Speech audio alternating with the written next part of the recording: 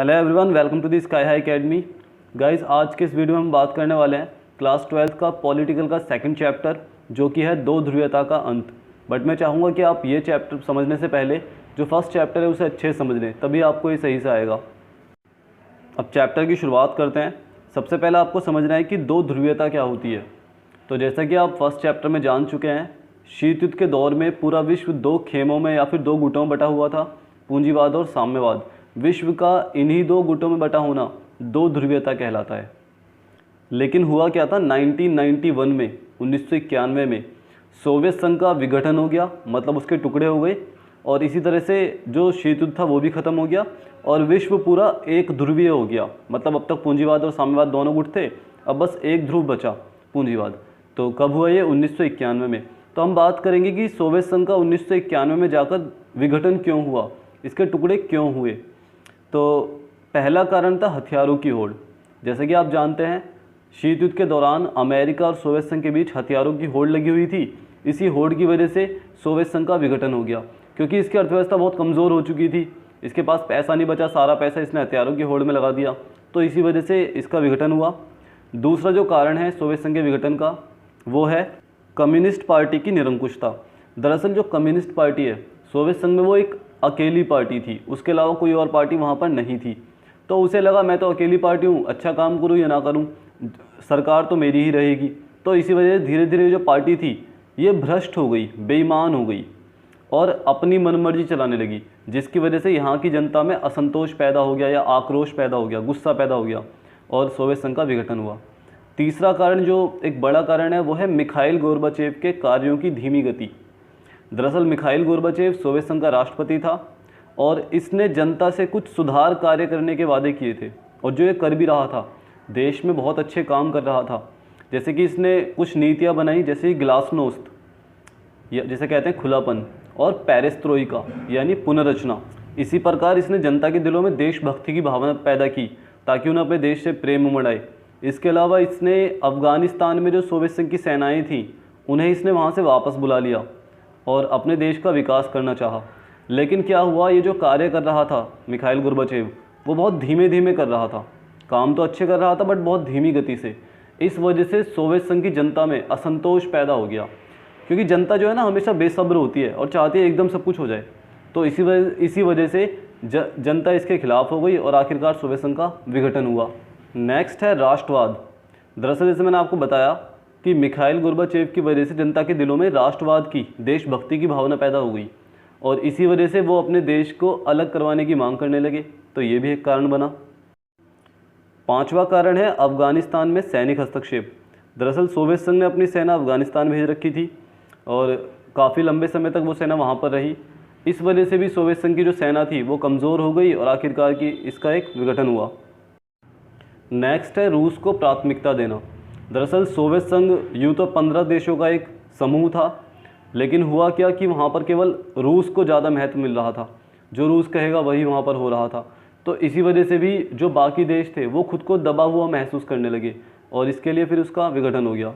Next है Berlin की दीवार। दरअसल शीत युद्ध के दौर में जर्मनी पूंजीवाद और साम्यवाद दोनों के नियंत्रण में आ गया था, इसीलिए इनके बीचों बीच एक दीवार खींची गई, जिसे बर्लिन की दीवार कहते हैं। इस दीवार को दो ध्रुवीयता का, कि भाई विश्व दो भागों में बटा हुआ है, सबसे बड़ा प्रतीक माना गया। लेकिन 1989 में जो पूर्वी जर्मनी की जो जनता थी, उसे ये लगा कि साम्यवाद से पूंजीवाद ज़्यादा बेटर है। उन्होंने उस दीवार को गिरा दिया 1989 में, और इस तरह से जैसे ही ये दीवार गिरी, इसके 1-1.5 साल बाद ही सोवियत संघ का विघटन हो गया। तो ये माना जाता है कि बर्लिन की दीवार का गिरना भी सोवियत संघ के विघटन का एक प्रमुख कारण था। तो ये हमने बात की सोवियत संघ के विघटन के कारण की, कि सोवियत संघ का विघटन क्यों हुआ। अब बात करेंगे सोवियत संघ के विघटन के बाद क्या परिणाम निकला, क्या रिजल्ट निकला। तो पहला था शीत युद्ध की समाप्ति। जैसे कि आप जानते हैं, सोवियत संघ अमेरिका के साथ हथियारों की होड़ में लगा हुआ था, लेकिन जैसे ही सोवियत संघ का विघटन हुआ, उसके टुकड़े हो गए, तो उसने हथियारों की होड़ को बंद कर दिया और शीत युद्ध यहीं पर समाप्त हो गया। दूसरा परिणाम है दो ध्रुवीयता का अंत हो गया। जैसा कि हमने पढ़ा कि विश्व दो गुटों में बटा हुआ था, लेकिन अब तो सोवियत संघ ही खत्म हो गया, तो दो ध्रुवीयता का मतलब ही नहीं। तो इसीलिए विश्व एक ध्रुवीय हो गया और दो ध्रुवीयता का अंत हो गया। नेक्स्ट है 15 नए देशों का उदय। जब सोवियत संघ का विघटन हुआ तो उससे 15 नए देश बने, तो विश्व में 15 नए देशों का उदय हुआ। अगला परिणाम हुआ सोवियत संघ का उत्तराधिकारी रूस को बनाया गया।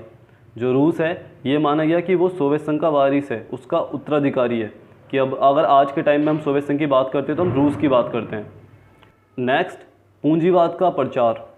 दरअसल जैसे ही सोवियत संघ का विघटन हुआ तो पूंजीवाद की शक्ति और बढ़ गई। अमेरिका ने पूंजीवाद के प्रचार को और तेज़ बढ़ा दिया और धीरे धीरे पूंजीवाद काफ़ी देशों में फैल गया। नेक्स्ट है शोक थेरेपी। शोक थेरेपी का अर्थ होता है आघात पहुंचाकर उपचार करना, चोट पहुंचाकर इलाज करना।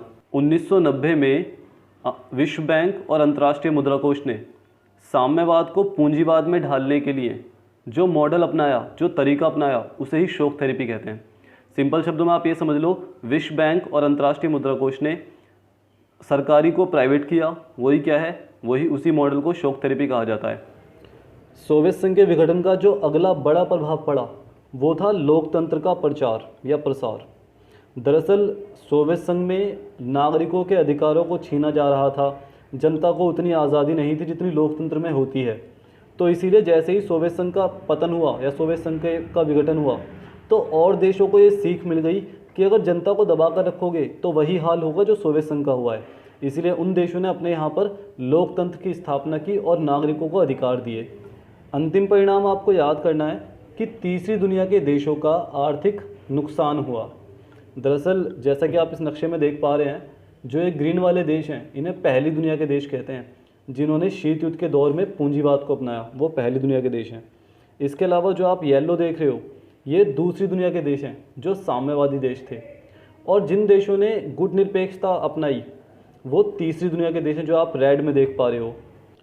तो दरअसल तीसरी दुनिया के देश जो थे, सोवियत संघ ने इनकी बहुत आर्थिक सहायता की थी, इनके साथ व्यापार किया था, सैनिक सहायता की थी इनकी। इसी वजह से जैसे ही सोवियत संघ का विघटन हुआ तो इन देशों को भी नुकसान उठाना पड़ा। तो आई होप इस वीडियो में आप सोवियत संघ के विघटन के कारण और परिणाम समझ गए हों। अब बाकी हम नेक्स्ट वीडियो में देखेंगे। तब तक के लिए good bye, have a nice day.